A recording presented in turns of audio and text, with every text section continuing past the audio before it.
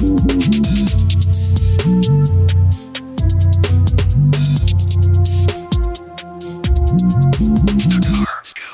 viens de sortir d'un atelier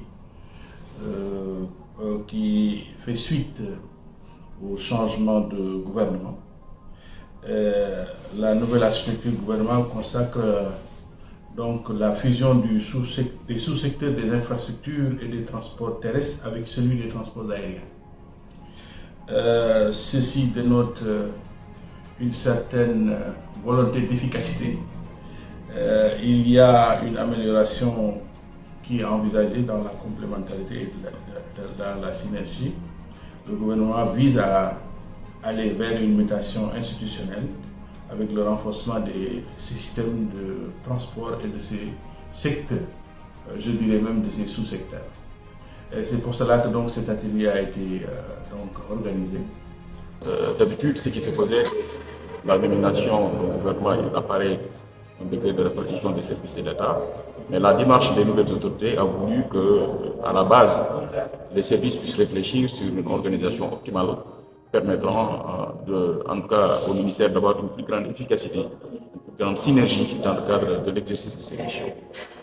Cet exercice a permis, en tout cas aux différents chefs de service, aux différents directeurs généraux et directeurs nationaux, de travailler sur un diagnostic déjà existant, la base déjà des ministères existants, de faire un diagnostic, mais aussi de revisiter le passé avec le décret de 2012, répartition 2009 du moins, répartition des services de l'État, et celui de 2012 qui avait vu le ministère des infrastructures, transport terrestre et aérien regroupés pour effectivement essayer de réfléchir sur une nouvelle organisation, jetant les bases en tout cas du travail.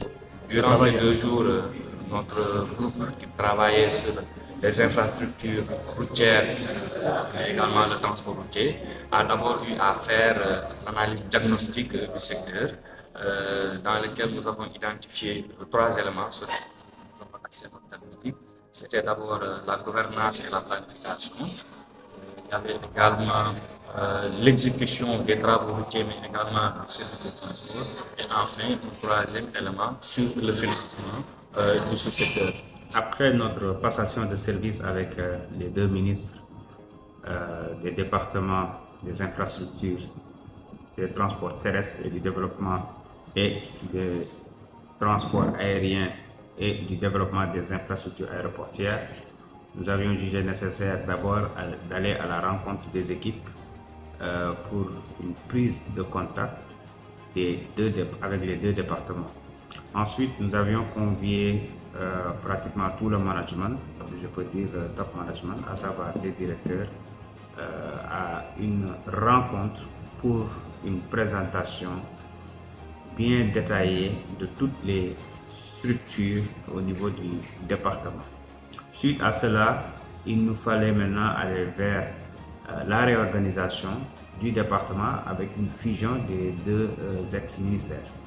Et après réflexion, nous avons opté pour un management participatif, à savoir réunir les directeurs généraux, les directeurs nationaux et même les services sous tutelle, à savoir les agences, les fonds et les sociétés, pour réfléchir ensemble sur une réorganisation optimale, efficiente et orientée aux résultats. Et c'est ce qui a provoqué l'atelier de 48 heures. Ils ont travaillé d'arrache-pied, je les remercie, pour en tout cas faire un diagnostic global de toutes les directions, de tout le département, le grand département, et faire le SWOT analysis et revenir avec de fortes propositions en termes de réorganisation.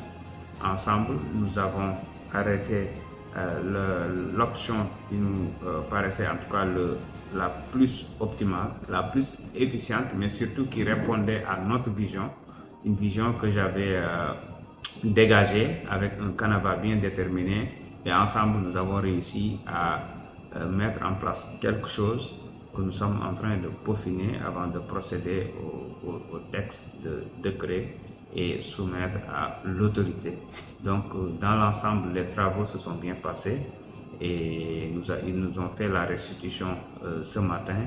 Et aujourd'hui, il y a un comité restreint qui travaille sur le draft de l'organigramme et des missions, bien sûr, et des textes. Et nous pensons qu'avec cette nouvelle organisation et l'équipe, l'excellente équipe qui est très engagée, qui est une équipe d'experts, va pouvoir en tout cas hisser ce département ministériel-là au top et surtout répondre aux attentes des populations et mener à bien en tout cas la vision et les politiques publiques qui ont été dégagées et définies par le président de la République et son premier ministre. Donc voilà en résumé l'économie de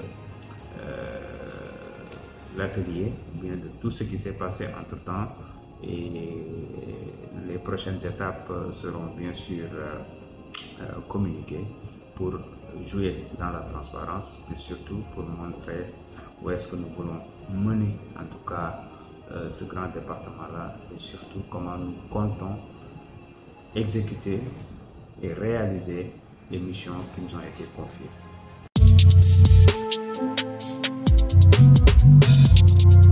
Dakar.